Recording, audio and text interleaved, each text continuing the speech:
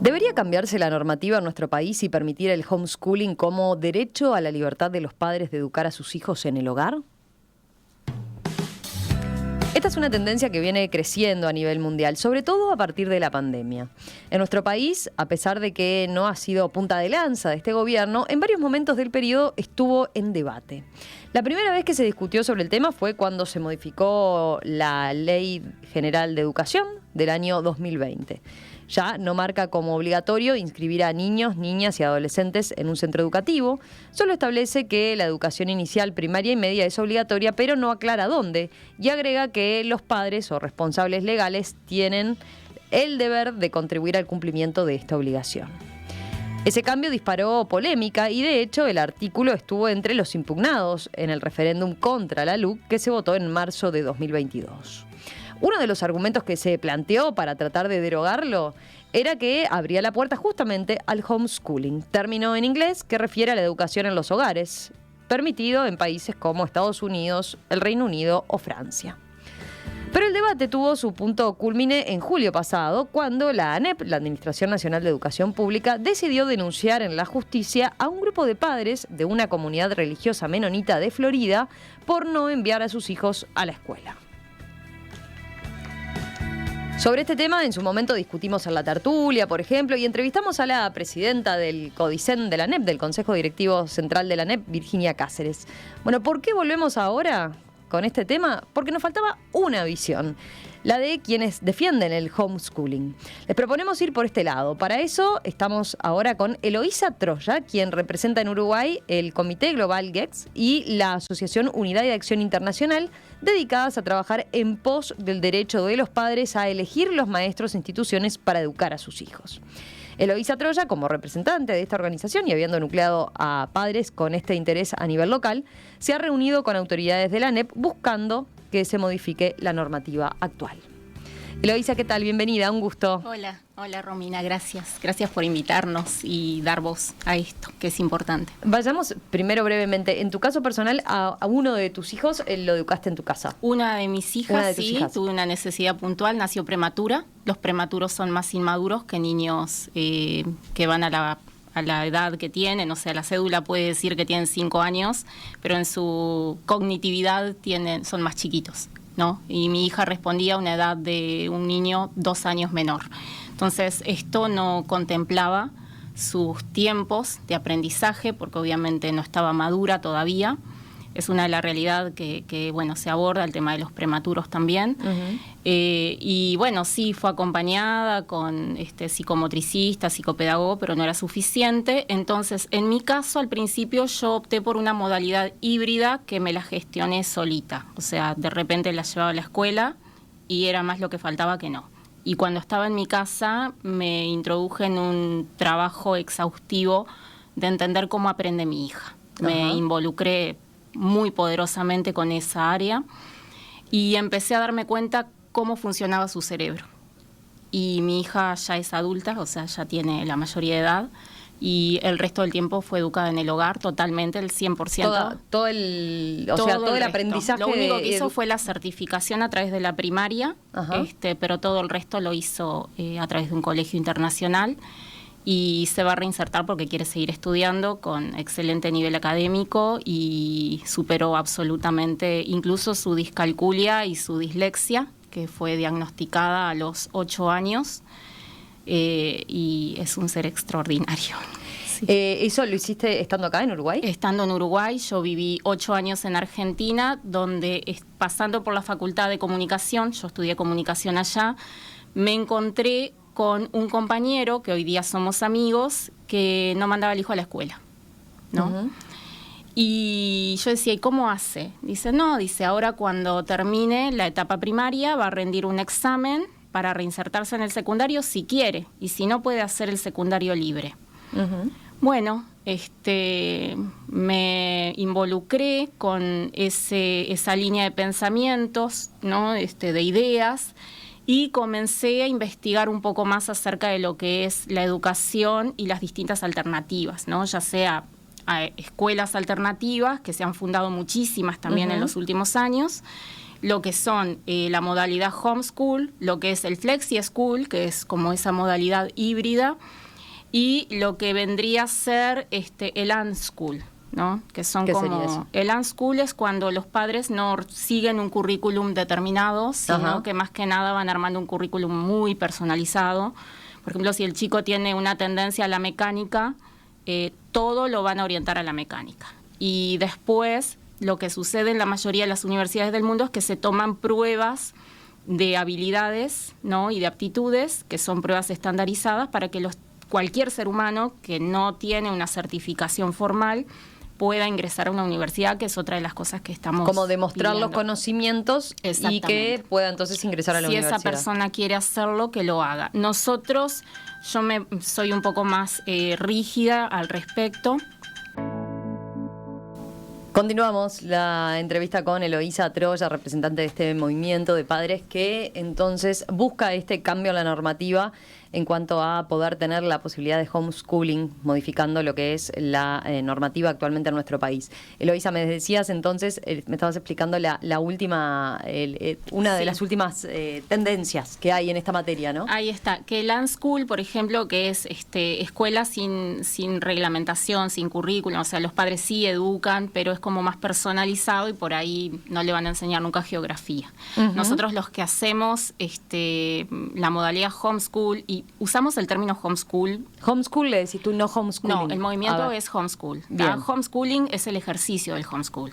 El homeschoolers son las familias. O sea, está bueno porque todo el mundo pone homeschooling y no todo el mundo hace homeschooling. Entonces, el término correcto es homeschool. Educación en el hogar, escuela en el hogar. Y hay una escuela.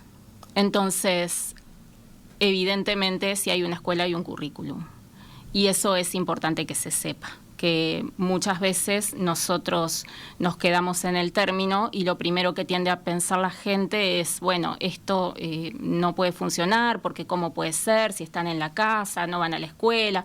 Bueno, escolarización no tiene nada que ver con educación. Vos podés escolarizar a distancia hoy día, de hecho es un modelo que se adapta muy bien al siglo XXI porque las tecnologías son otras, fue demostrado en pandemia a través de Plan Ceibal, o sea, muchos chicos, y tampoco te garantiza que aprendas a estar escolarizado, o sea, hay muchos niños que van a una escuela y están siendo vulnerados en su derecho a la educación también porque sus padres no son responsables. Nosotros no podemos desvincular al niño de su familia, nunca, por derecho natural. El derecho natural hace que vos entiendas que hay un vínculo filial que es incorruptible, intransferible en ese derecho deber de transferir el conocimiento, pero también educar implica sacar de adentro la transmisión de valores. Y en estas cosas nosotros lo que tratamos de capacitar, por lo menos, o de transmitir a las personas es que los padres aman a sus hijos y serán los padres de estos hijos durante toda la vida, así como estos hijos son hijos de estos padres durante toda la vida, y no es correcto para nosotros que autoridades de turno decidan que ese vínculo se rompa por malas interpretaciones. Pero acá una consulta, a ver, en el caso tuyo en particular, vos decías, te pusiste a estudiar el tema, te vinculaste con organizaciones que estaban en el tema. Sí, sí. ¿Y con qué dificultades concretamente te encontraste acá? En tu caso, no la ANEP, como pasó con los menonitas, no te hizo una denuncia, no te judicializó. No, y la mayoría de los casos no llegan a juicio. No llegan a juicio. O sea, a nivel global. Bien. ¿Por qué? Porque el sistema no tiene la infraestructura para, o sea, que no sé, no me lo puedo imaginar tampoco. O sea, cada familia que decide no mandar a su hijo a una escuela debe ser judicializada, no me lo imagino, porque eso también abriría la puerta para que se dejen de atender otros casos que sí son importantes, ¿no? Y la otra consulta es, en todo caso, la dificultad tuya se presentó cuando tu hija ahora decide, bueno, quiero seguir estudiando, no quiero hay ingresar a la universidad. Pero puede ingresar a la universidad sin problema. Porque existe el sistema de reválidas.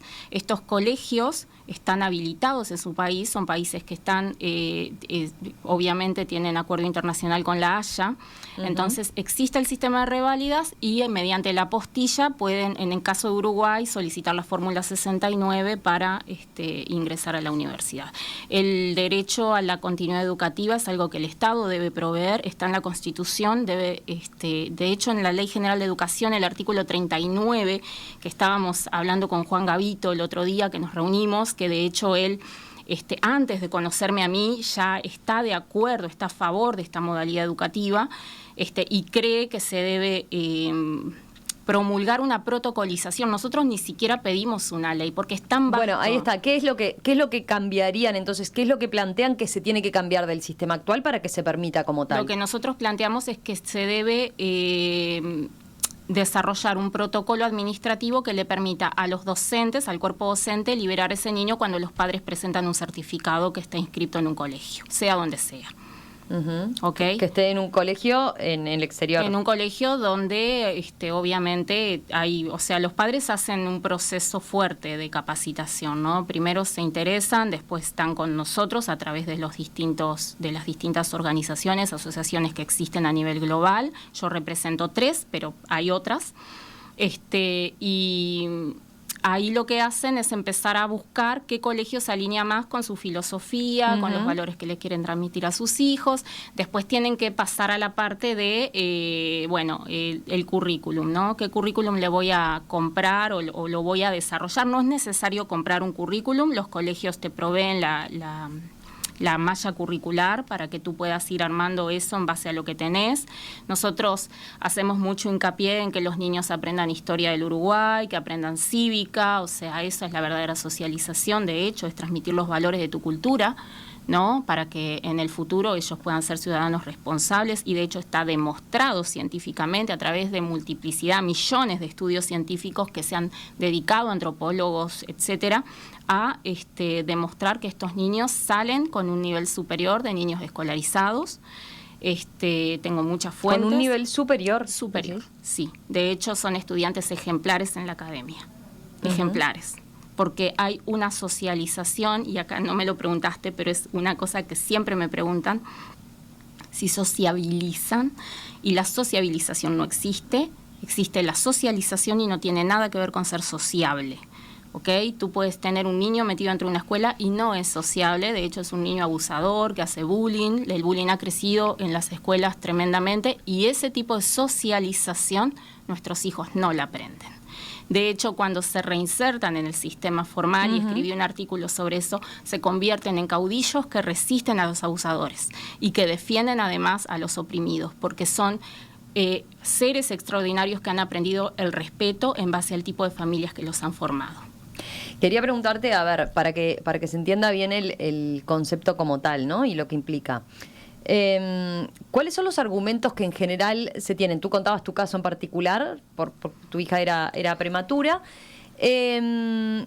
y entendías, tenía un tema cognitivo que iba más allá de la edad biológica. Pero ¿qué otros casos pueden llevar a que esto se dé? Porque es un fenómeno, por ejemplo, en el mundo creció en la pandemia, ¿no? El homeschool o homeschooling. Sí. No sé, por ejemplo, familias que viajan mucho, que algún miembro de la familia, ¿no? Que, por ejemplo, tiene que viajar mucho, bueno, que la familia se adapte con estas clases, supongamos, a distancia. ¿Puede argumentarse también, por otro lado, que una mayor personalización de la educación? Exacto, sí, es una educación personalizada. Nosotros además contratamos docentes, profesores, maestros, los mandamos a arte. O sea, hay como una economía circular que se da entre docentes dentro del país de residencia, ¿no? Generando muchas fuentes de trabajo, porque estamos todo el día así al palo, y tenés que llevarlo a esto, ahora le toca esto, ahora tiene clase de matemáticas con profesor, ahora tiene profesor de química, ¿no? O sea, como que vamos acompañando todo ese proceso. En general es precioso porque ellos van entendiendo las cosas de una manera más directa. Una de las cosas que nosotros nos gustaría en un futuro, de hecho estamos organizando la parte de la fundación, o sea, nosotros queremos tener una asociación civil que se dedique a capacitar en la legalidad de la educación, de la libre educación, del derecho de los padres a elegir, Queremos que también empiecen a surgir distintas alternativas en cuanto a los proveedores de servicios, o sea, porque la realidad es que las tecnologías de hoy día permiten que muchas familias trabajen remotamente o que hoy están acá, mañana están en Colombia, como es el caso de una familia que en este momento está judicializada y que ellos plantearon en el colegio que tenían que viajar a Colombia por trabajo y sin embargo, como no llevaron a la niña a la escuela porque saltan las faltas, las asistencias, les simularon un juicio y hoy están con un CNA que viene a ser por el Código de la Niñez, como que están siendo vulnerada la niña el derecho a la educación, y es una familia que es de bien, una familia totalmente correcta, trabajadora, que aman a su hija, que basta con ver la niña, porque estas cosas se distinguen. O sea, nosotros en las entrevistas sabemos reconocer una familia de bien y una familia más marginal o de un estrato social que tiende más a la marginalidad y a la apatía hacia sus hijos que una familia de bien. Hay una primera pregunta. Primero, lo de los docentes, ¿siempre son contratados o también se involucra el padre? O sea, ¿el padre puede dictar clases o no? Por supuesto. Los padres se capacitan, también el proceso es el colegio, muchas veces contratamos academias para padres, hay academias a nivel global que te acompañan en el proceso, porque por supuesto, yo por ejemplo con mi hija tuve que contratar profesor de matemática en distintas disciplinas en determinados momentos, porque después que vos le destrabaste, estos currículos también vienen muy adaptados a la educación en el hogar, no es como que están pensados para que una persona sepa, nosotros no trasladamos el modelo del aula, vamos a decir, ¿no? O sea, si bien generamos un espacio lúdico donde tienen su escritorio, tienen su biblioteca, también ellos son muy autónomos en cuanto a la búsqueda. Y ahí vos vas conociendo cosas que muchos padres no conocen a sus hijos. Y tú mencionaste la pandemia, Romina, que me parece muy interesante. En la pandemia se mostraron las dos cosas, que se puede trabajar desde el hogar, y que se puede estudiar desde el hogar. Por lo menos en Uruguay, en otros países ya lo saben. Por eso existe la modalidad de alumno libre en casi todos los países del mundo. Capaz que no se sabe. La modalidad de alumno libre en Argentina te permite que vos puedas hacer la escuela de manera libre y año a año puedas rendir la prueba estandarizada para poder pasar al siguiente nivel, al siguiente año. En Chile ya está regulado por ley. Nosotros no queremos una ley porque Chile no es precisamente el mejor modelo, pero el único país que lo prohíbe per se, legalmente, con una prohibición explícita a través de una ley, es Costa Rica. Y el equipo de liderazgo que tenemos en Costa Rica ya están trabajando hace muchos años en avanzar y ya las autoridades se están dando cuenta que prohibir es no permitir que estas familias puedan tener referentes extraordinarios. Y menciono una persona de acá de Uruguay que fue educada en el hogar, que es la jurista Adela Reta.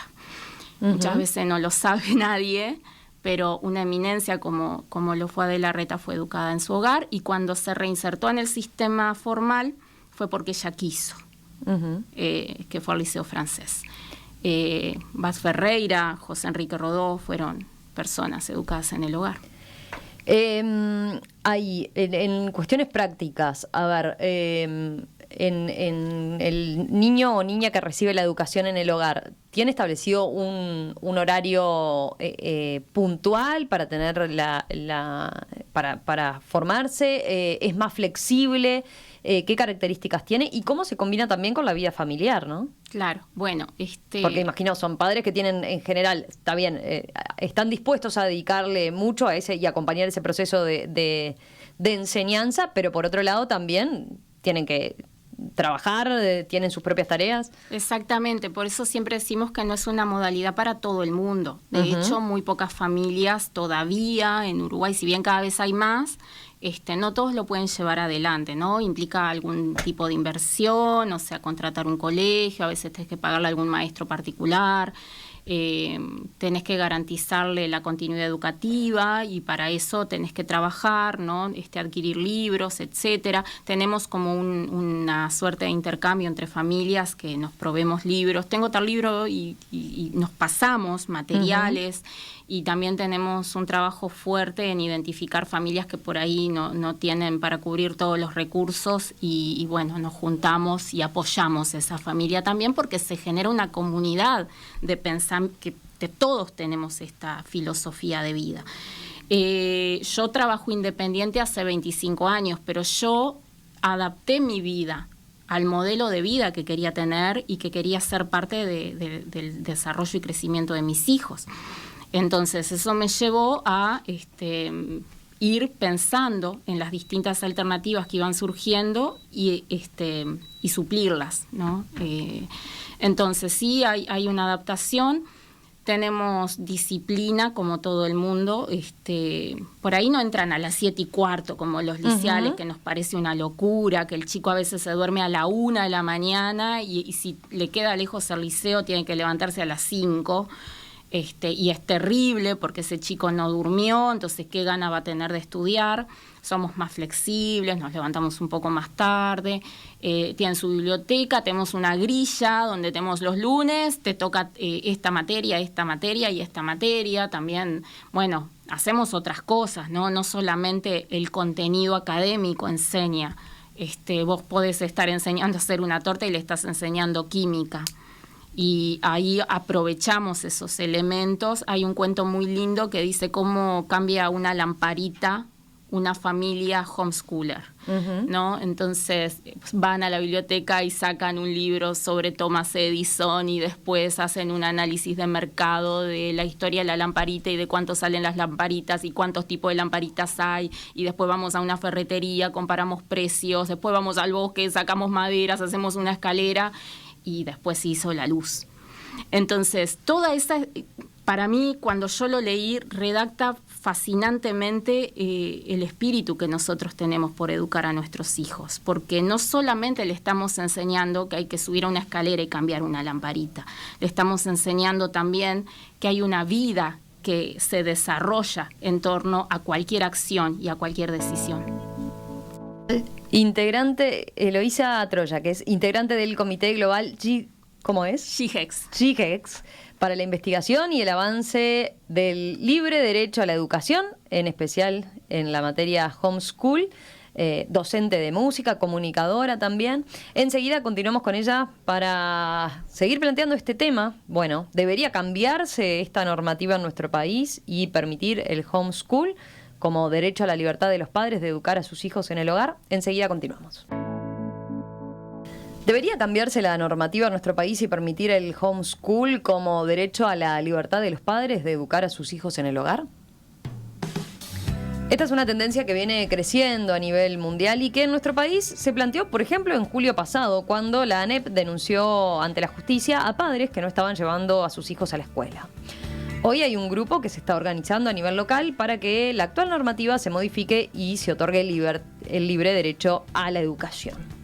De eso estamos conversando con Eloísa Troya, que es representante justamente de varios grupos internacionales que están abocados a este tema, a defender el libre derecho a la educación. Es docente de música, comunicadora y justamente madre de una adolescente ya, joven, adulta, que hizo este camino. Eloísa, tengo varias preguntas y varios comentarios de los oyentes. Uno bien concreto, respecto a los materiales y lo que el costo que implica. Por ejemplo, preguntan específicamente eso. ¿Cuánto cuesta tener esta opción de vida, digamos? Bueno, no es muy caro. Yo te estaba contando hace un ratito, hay de todo tipo de servicios. Hay que identificar el colegio, básicamente, que se adapta al presupuesto de la familia. Nosotros tenemos un área donde también hablamos el tema de la organización en las finanzas, porque a veces también se dan en algunas familias que, bueno, uno deja de trabajar, vamos a decir, para dedicarle más tiempo para estar con sus hijos en el hogar. No es todos los casos, pero se dan estos casos también porque, bueno, las formas como cada familia los lleva adelante va a depender hay tantas como tantas familias hay. Y, bueno, los precios pueden ir desde $200 al año a $1,000 al mes, imagínate, pero es posible. se puede llevar adelante. Y después, bueno, armar el currículum, la malla curricular, conseguir los libros, a veces se consiguen en Amazon, a veces podés conseguir, hay mucho material, o sea, indagando en internet. Nosotros de hecho tenemos una biblioteca de recursos que tiene millones de recursos, donde vos podés, está YouTube, o sea, vos teniendo la malla curricular podés dar absolutamente todos los temas hoy día, y bueno, y después, o sea que es muy económico si se predispone a hacerlo. No es tan caro como mandar a un hijo muchas veces hay padres que no pueden mandar a sus hijos a un colegio privado, nacional. O sea, tú decís es menos caro que puede ser menos costoso sí, que un mucho que menos colegio privado. Según qué colegio privado también, ¿no? Porque claro, sabemos que hay muy caros también. Tengo preguntas, a ver, varios mensajes. Laura dice, dice, a ver, porque hay varios y ahí se me perdió, a ver si lo encuentro. Voy al de Mariana, a ver. Amo mis recuerdos escolares y liceales, entornos en los que viví experiencias muy ricas e hice amistades inolvidables. ¿Cómo pueden elegir impedir a sus hijos vivir eso? A ver, ¿qué responde? Sí, qué fuerte, ¿no? Bueno, en principio yo también tengo muy lindos recuerdos del colegio y todo lo demás. Y bueno, estos chicos tienen otros recuerdos y también van a fútbol, arte, hacen decenas de actividades. ¿Qué instancias? Karate. Hay varios que preguntan eso. ¿Qué otras instancias de socialización tienen con otros niños, con sus pares? La socialización no tiene que ver con ser sociable. Bueno, sociabilización. La sociabilización en todo esto que te estoy diciendo. Si van a fútbol, si van a arte, si van a karate, si van a patín. Muchos son, de hecho, patinadores o hay algunos, los deportistas en general estudian con esta metodología, ¿no? Porque no pueden estar presencialmente porque entrenan, ¿no? Viajan, entrenan. Entonces hay quienes optan por eso porque los chicos están en alguna disciplina, por ejemplo, deportiva. Las razones, porque por ahí no te lo respondí cuando seguimos de largo, son muchas. Las razones pueden ser, como en mi caso, que tenía una hija que lo necesitaba porque era más inmadura, que ahora, gracias a Dios, está perfecta y pudo superar gracias a este método. Entonces, en mi caso fue por salud emocional, porque estos chicos se deprimen mucho, sufren mucho, porque no pueden estar nunca a la par de sus compañeros. Vienen también... Ese puede ser un motivo. Ese es un motivo súper legítimo. Niños también. Que han sufrido bullying, por ejemplo. Niños que han sufrido bullying, bueno, tenemos el caso de maestros que le exigen a los padres que manden... Bueno, hay un caso de una nena que fue abusada sexualmente por compañeros. Y la llevaron a juicio a la madre porque la niña se negaba a ir a la escuela. Por supuesto que se va a negar a ir a la escuela. Acá, en nuestro país. Por supuesto. La madre ganó, por supuesto, ¿no? Tuvo que hacer malabares y la niña estaba viviendo un trauma, ¿no? Un trauma, porque estás obligado a convivir con tu agresor o con tus agresores. Entonces, esto es una razón válida. Tengo otra mamá, por ejemplo, que en un momento me llamó porque su hija tiene un diagnóstico de depresión severa y lo único pareciera que importa es la asistencia a clases, ¿no? Y la madre le dice, pero ella puede trabajar desde el hogar, no, pero tiene que venir, no puede tener faltas, ¿no? Como que hacen mucha... Una cosa que está bueno aclarar es que nosotros no estamos en contra del sistema formal. Ninguno de nosotros estamos, o sea, habrá quien está en contra, no es nuestro caso. No es el caso de ninguna de las familias que venimos a esta modalidad educativa, que la buscamos. Nosotros creemos que debe existir el sistema formal y de hecho nuestros hijos muchas veces eligen reinsertarse porque quieren tener la experiencia o porque quieren estudiar algo específicamente.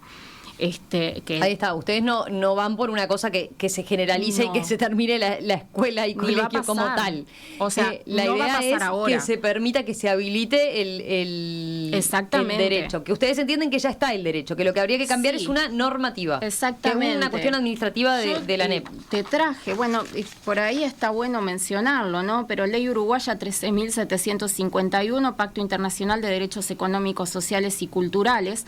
Los Estados partes en el presente pacto se comprometen a respetar la libertad de los padres y, en su caso, de los tutores legales, de escoger para sus hijos o pupilos escuelas distintas de las creadas por las autoridades. ¿Okay? O sea, tenemos un marco jurídico internacional importante. Cuando los acuerdos internacionales son ratificados en un país, pasan a ser ley.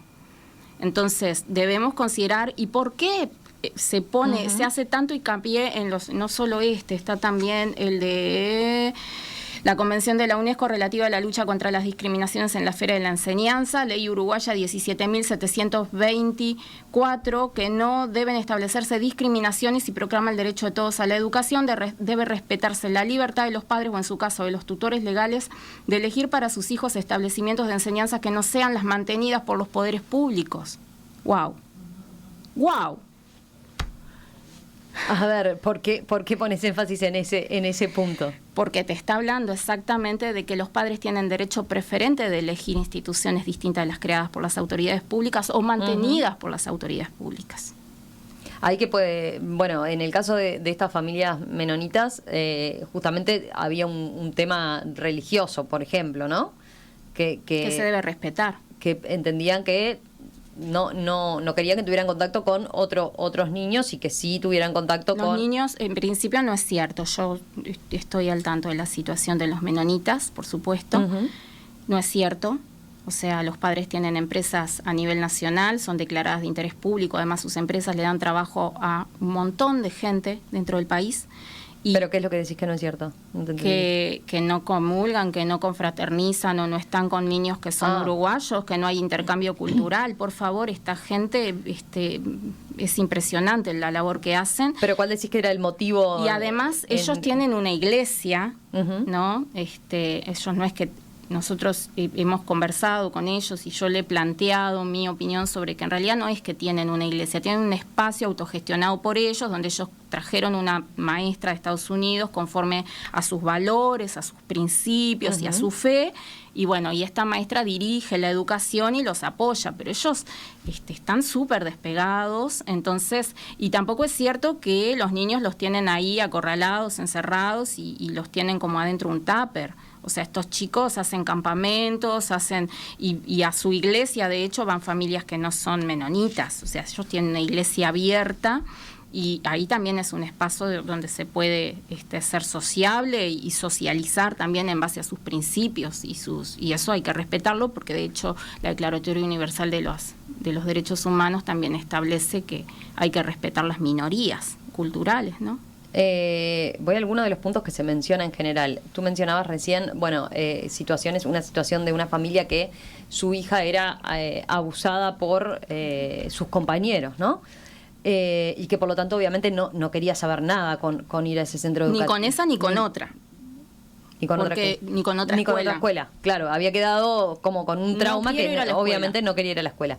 Pero a veces se dice que es al revés, ¿no? Que son los docentes los que detectan, por ejemplo, una situación, o que comúnmente, ¿no? La escuela cumple ese rol también de detectar, por ejemplo, situaciones de abuso o situaciones de violencia familiar, ¿no? El rol que tiene el docente allí. Ante eso, ¿qué respondes? Que son los docentes los que también saben identificar cuáles son los alumnos buenos. ¿Cómo?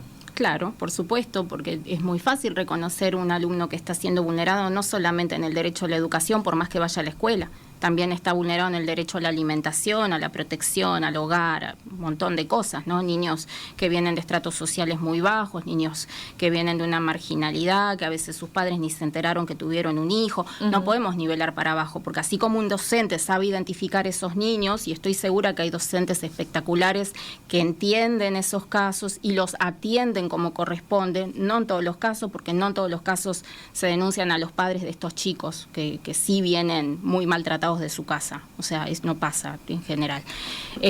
Pero sí entendemos que ese docente también identifica qué niños son de bien. Y mira qué curioso. Porque ¿qué quiere decir? Porque hay oyentes que le choca que digas que es niño de bien, familia de bien.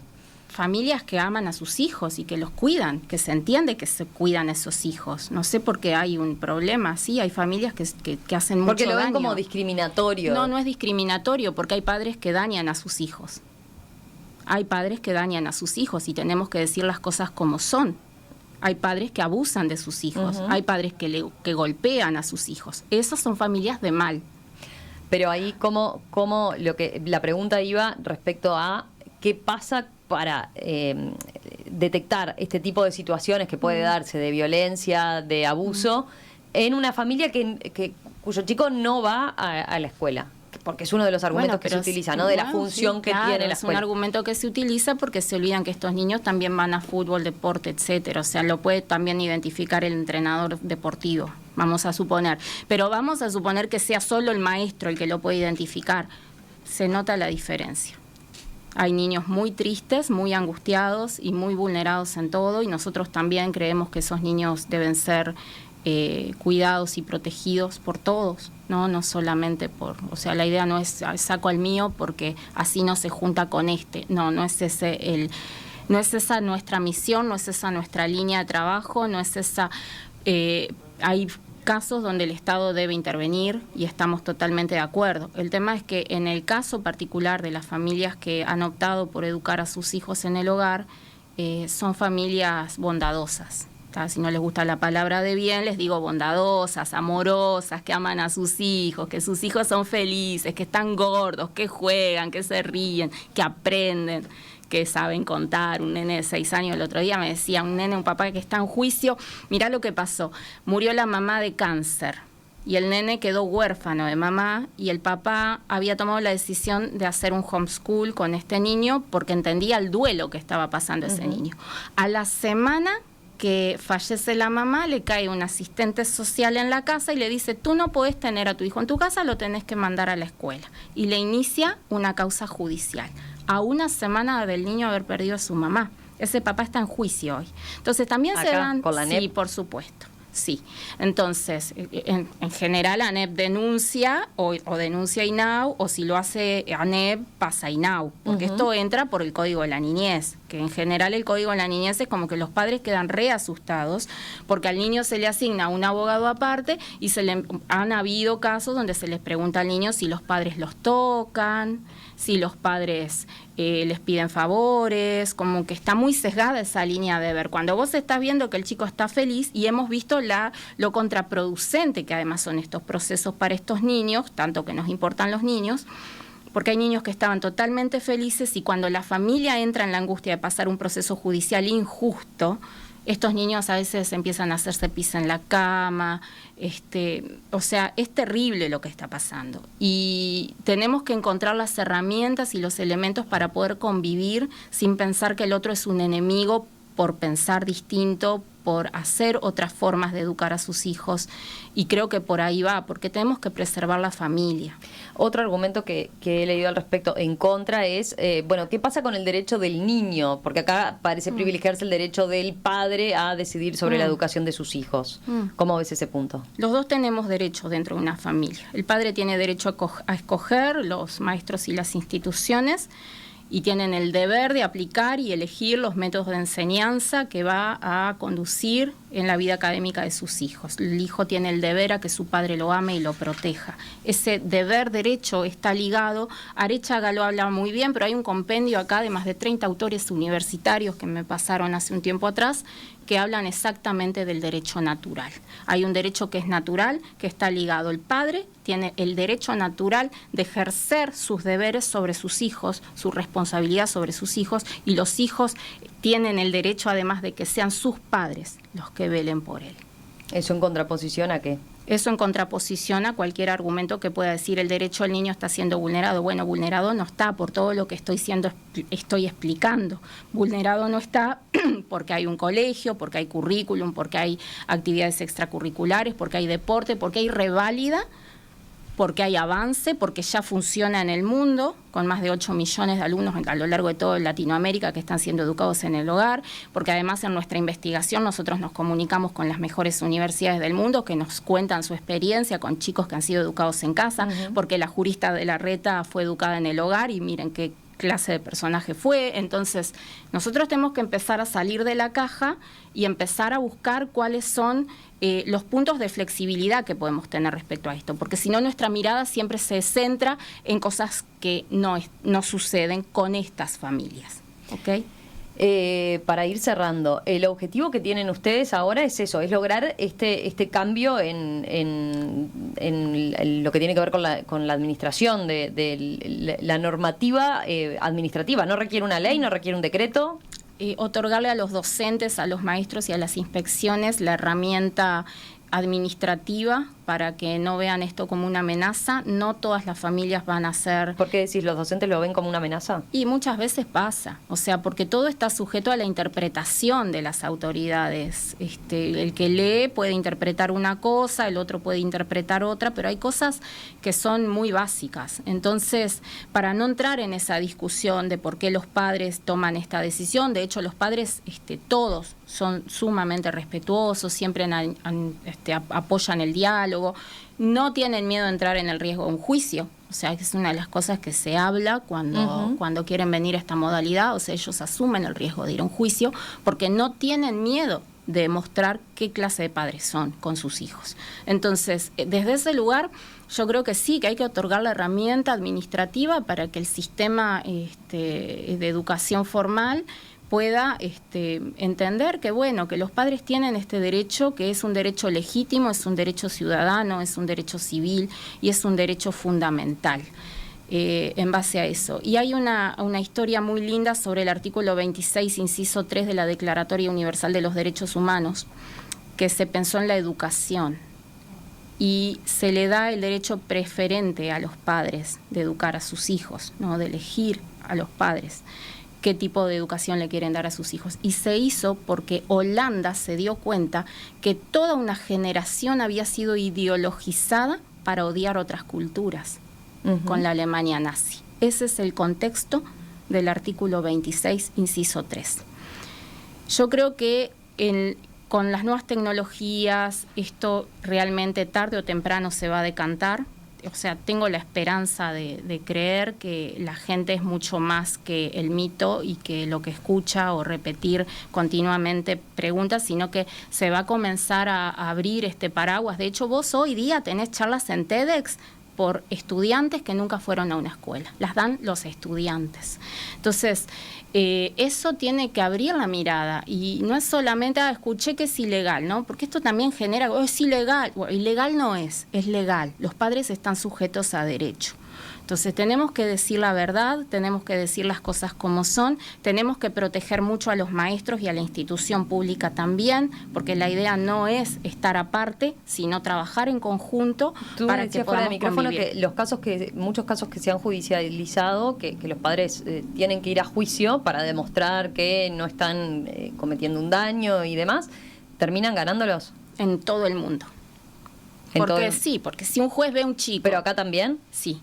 Si un juez, por ejemplo, ve un niño que realmente es acostumbrado, ¿no?, a ver niños que sí vienen dañadísimos a un juicio, niños realmente destruidos. Sí, yo te planteaba algunos que discrepan, ¿no? Pero está perfecto. Hay mensajes que dicen, bueno, hay niños en las escuelas totalmente vulnerados en sus derechos y no pasa nada. No pasa nada. Es lo que me dicen los mismos maestros, porque a mí me llaman los maestros, ¿está?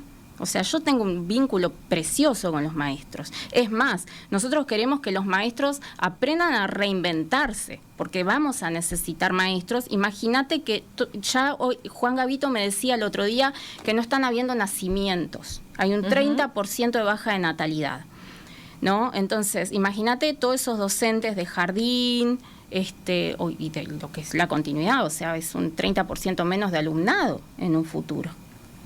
Y si somos conscientes que la cultura promueve que la gente tiene que vivir sola en un monoambiente y comprarse un bulldog francés, y esa gente no va a tener un hijo quizás el día de mañana, ¿cómo nosotros podemos ayudar a los docentes a generar incluso academias para padres, trabajar en conjunto? Porque la familia necesita trabajar en conjunto. Vos decís, los docentes no deberían ver esto como una amenaza, sino no, como una gran oportunidad. Yo creo que la pandemia fue una gran oportunidad, muchos padres tuvieron la oportunidad de estar con sus hijos en casa, ver lo que aprenden, reconciliarse con sus hijos, ¿ok?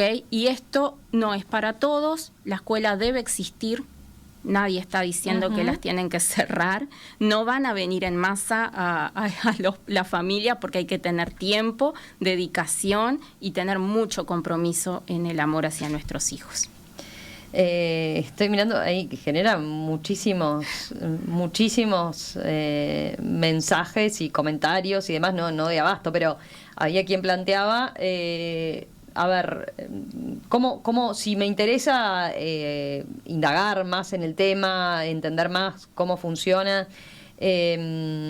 ¿cómo puede interiorizarse, informarse al respecto? Sí, bueno, se pueden comunicar conmigo, se pueden comunicar conmigo. ¿Cómo te contactan? Bueno, me pueden mandar un mail, prensaeloisa@gmail.com, y me mandan un mail. Prensa Eloisa es muy fácil. Perfecto. ¿Está? Sí. Perfecto. Y ahí entonces los y ahí vemos, porque una de las cosas que hacemos es identificar si las familias pues va a tener esas posibilidades, ¿no?, de llevarlo adelante y de mantenerlo en el tiempo, y no importa si después va 2 años a este método y después quiere reinsertarlo, está todo garantizado para que se pueda reinsertar. De hecho, nuestro artículo 39 de la Ley General de Educación dice que las autoridades deben dar las pruebas, ¿no?, para la educación no formal. No pensamos nunca por qué dice eso. Porque hay educación que no es formal, se refiere a las de las instituciones, porque van de la mano con los tratados internacionales, porque van de la mano con la Constitución. Hay una congruencia. A veces se redactan cosas que son incongruentes, ¿no? Porque la observancia de asistencia a un centro no tiene nada que ver con que vos tenés que ir ahí con una lupa mirando cómo el nene camina hasta la escuela. Eso es una interpretación literal. Pero la interpretación literal en estos casos no aplicaría porque es otro el caso, entonces todo va a quedar sujeto. Y bueno, le pedimos a las autoridades que debatan y que conversen con las familias, que también tenemos derecho a expresarnos. ¿Cuántas familias hay nucleadas hoy en día acá? No te puedo decir las cifras, no te puedo decir, pero sí hay muchas.